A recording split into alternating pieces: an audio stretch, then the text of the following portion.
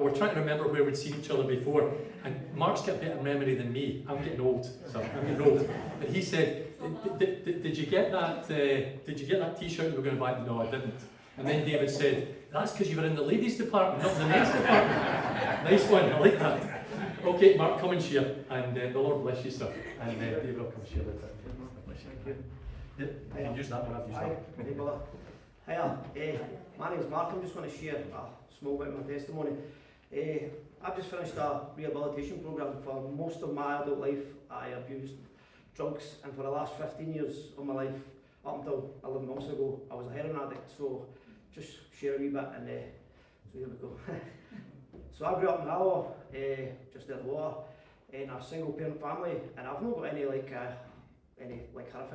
childhood stories to tell you. I grew up showing so much love from my mum. It was unbelievable, amazing. Like, I didn't miss out on anything. Me and my little brother, fantastic. And yeah, like, childhood was great. Went to school, behaved, stuff like that. But when I got to my early teens, there was something different in me. I was like, obviously I wanted to fit in, wanted to be one of the boys, and just stuff like that, and just young, bravado, stuff like that. But when it came to experimenting and stuff like that, nothing was off limits for me. It was like I took things to the extreme. So from a very early age, I was experimenting, solving abuse, anything that you could imagine. It was just, I wanted to show off and be. To my peers, I wanted to be the big man, stuff like that. And then moved on into my middle teenage years. I started smoking cannabis, drinking, stuff like that, and that I just carried on. I thought that stuff was normal. I was always in employment, but I was in and out of jobs. I never had. My mum was quite soft on me. I would just go to work, and if I didn't feel like it that day or whatever, I would just pack it in, stuff like that. I never had that male role model to tell me that no, that was wrong. So I got away with it. She would just let me out of the murder. And don't get me wrong, my mum was amazing. Like, she was everything to me. She was like my hero, 100%. But she would always get money and stuff like that. I was quite spoiled. I was a bit of a brat, I would say. And then, obviously, moving into my 20s, I got into like the party scene. I liked going out, I liked drinking, so I started taking a lot of ecstasy, a lot of cocaine, stuff like that. And as I said before, I was like, nothing was off limits to me. I took everything to the extreme. So I mean, when I went out for days, you know what I mean? I'd leave on a Thursday and I wasn't back till Tuesday, stuff like that.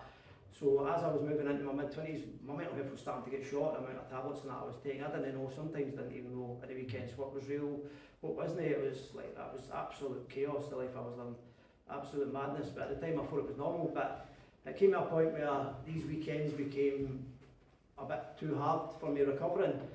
So I started experimenting. I started taking Valium, quite a lot of Valium, stuff like that, to bring myself down for a couple of days to get back to an even keel. But I would get to an even keel for a couple of days, then the weekend would come again, and it was just bash again, and then more Valium, stuff like that. My head was absolutely wrecked. But then I found heroin, and I thought, right, well, be as well away. That was my attitude. So I tried heroin for the first time, and I injected heroin for the first time, and it was something else. But then I never took it for about, I would say, half a year, something like that. But then again, the stresses of life, I'm quite an anxious person and stuff like that. I deal with life, just the small things that came along, and obviously, like I say, my mental health was shot. Like, standing here today talking to you guys would have been completely impossible, like 11 months ago. But so heroin helped me with that stuff. It relaxed me, you know what I mean? I could function. I got to the point where I was taking that much Valium and that much heroin that you're lucky. I would have to take sometimes 70 Valium a day, stuff like that, to even function. I would have to take 20 before I could even get up the strength to go out the front door, to look you in the eyes. It was horrific. I lived in the darkness. My life was mental. And I met this girl, Jodie. She was, I would say, she was loving my life. She was amazing. And she ended up pregnant. I was just like, right, well, I better get my finger out. And so I kind of straightened up a wee bit. I was lying to her, obviously, you know what I mean? I wasn't taking as much heroin. My Valium intake was down, but it was still there every day. So anyway, long story short, my daughter was born, and absolutely unbelievable, and moved in together and stuff like that, and I was functioning. I mean, I was managing to get by. But at this point, my mum became ill, and she told me that she had cancer, and that kind of, I was just like, what? So But within I think it was going on for a while, but she didn't want to tell me. I was a mummy's boy, so I didn't think she wanted to hurt me. So within 3 months she was dead, and then that just like, no using that as an excuse, but like my life just fell apart, like absolutely fell apart. I mean, I didn't deal with it with my other daughter and stuff like that. I should have been a bit more responsible, but I couldn't deal with it. I don't know what it was. So I just started injecting heroin like daily. I mean, and it was madness, and I was running the risk because, like I said, my Valium intake was through the roof, and if you know anything about drugs, if taking one or the other, as dodgy as it is, but taking both at the same time, every time I took it, I was running a gauntlet. I mean, like, countless ODs, stuff like that. Man, I should be dead 100%, like, by the grace of God, I'm still here. It's absolutely mental. But anyway, the things came ahead, and me and my partner split up, and I still got my daughters, and I moved into my own flat. I still got my daughters and stuff, but it came ahead that she eventually found out the extent where I was at, and she was not like me. She wasn't doing the stuff I was doing. But yeah, so my daughters got took off me. I have 2 daughters actually. I just quickly run there that, but yeah. So she got took off me, like, and thankfully she did. Because anything could have happened. I mean, to my shame, I was under the influence when she was in the 2 of them were in my care and stuff like that. Absolutely, aye, it was mad. But that was a straw that comes back. It was just like, well, I've got nothing else to lose now. You know what I mean? So I sunk to lows that you could, honestly, you just couldn't imagine. I mean, the lifestyle I lived all these years just built up and built up. It brought me to my knees. I was like, wow, it was the shadow of myself. I started stealing to fund my habit. I lied constantly. I was not a nice person. I mean, lying was, like, that was part of me. I would lie about stupid things. Everybody that was in my life who cared about me in the slightest distanced themselves. They had to protect themselves. Like, I lived in a flat in one room, I absolutely terrified. The fear that I lived, like, that gripped me. It was just, I couldn't even answer the door. My phone went, I would jump out my skin. I was a mess. I was 8 stone. I was like a shambles. And so, yeah, one night somebody told me of the Connect 2 Teen Challenge bus, which I went on there, and I got fed, and I got a cup of tea, and I got kindness, and I got love and stuff, and it was like, wow, this is amazing. But obviously I was there for what I could get at the time. And then I just continued. I had a need. I needed to eat and stuff like that. Like money, like, I didn't spend money on things I didn't have. I mean, I reckon for the last 3 years of my life, I didn't have gas in my house. You know what I mean? It was like, so I would go to the bus, I would get fed, and then more every week I was getting shown love. These people cared about me, and they would try and get me engaged, go to church, stuff like that on Sundays, and I would always say I would go, but I wouldn't go.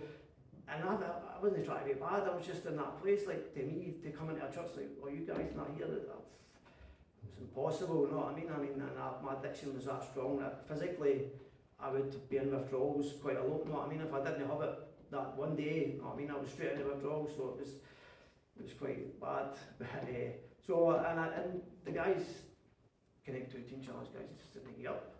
Man. The mayor hadn't engaged, didn't answer my door, they were still at my door, they were just, you know what I mean, they were at me constantly trying to get in touch with me through people that they knew from my area and stuff like that. It was amazing. And then David and the guys told me that it didn't have to be like this, like, I could get help, I could get better. And like, to me, I didn't believe it at the time, but as time went on, I wasn't the best at engaging, so but the guys filled out my application form for me, they wrote me my interview, they made sure they got me for my interview. It was amazing.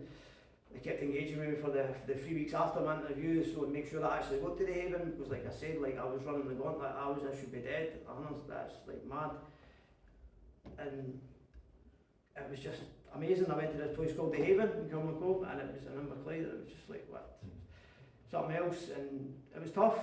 I had withdrawals and stuff. I had to go into a 2 weeks Subutex detox, and that was hard. I mean, like, everything just coming back, emotions that I'd numbed for years, like, just flying back. You know, I mean, one minute I was angry, next minute I was sobbing, and it was crazy. But these guys, like, they had something, and the love and the support I was showed, the kindness for the support workers, and also from guys that were as broken as me at one point, and just like coming alongside and just getting me through the first month, which was very difficult. And then I seen something in these guys and I thought, oh, well, no, I mean, I want some of that.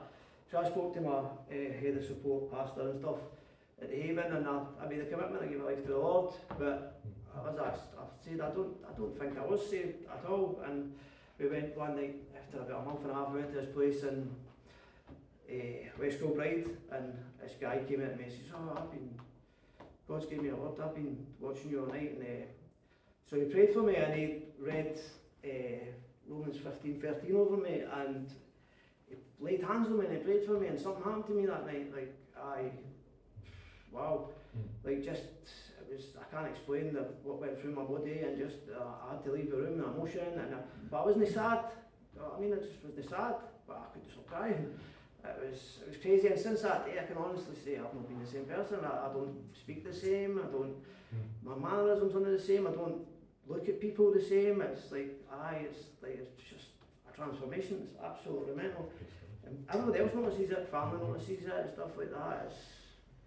It's crazy. And so I just continued my programme, which was very hard. I had my ups and downs all the way through my programme, but the Haven is just such a special place. You can't go to that place and just no catch what it does for people and the lives that have been changed. The guys that have went through the programme, the guys that have moved on with me as I'm moving on the programme, want to I move on accommodation and stuff. It's just amazing to think these guys are hard incoming, almost drug addicts, and they're just the most softest, gentlest, kindest people in the world because they have the Lord in their life now. So I was baptised on February the 12th.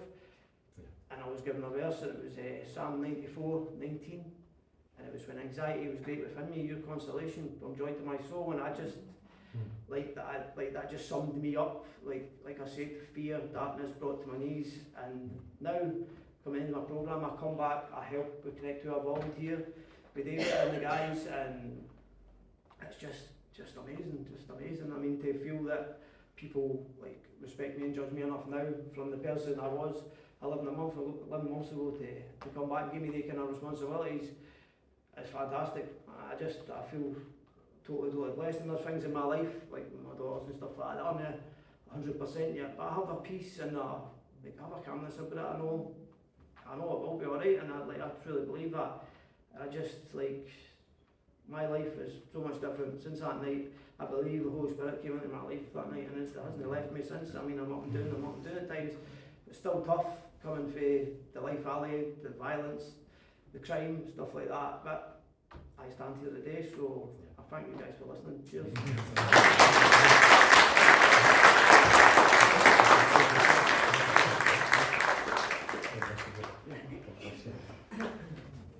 Wow. What a great God we have, eh? Jesus' power to change. Wonderful. Let's sing about that, God's amazing grace, in this song. And then David will share as well, David Curry, who heads up the ministry. Let's stand to sing for Abel, Amazing Grace, my chains are gone.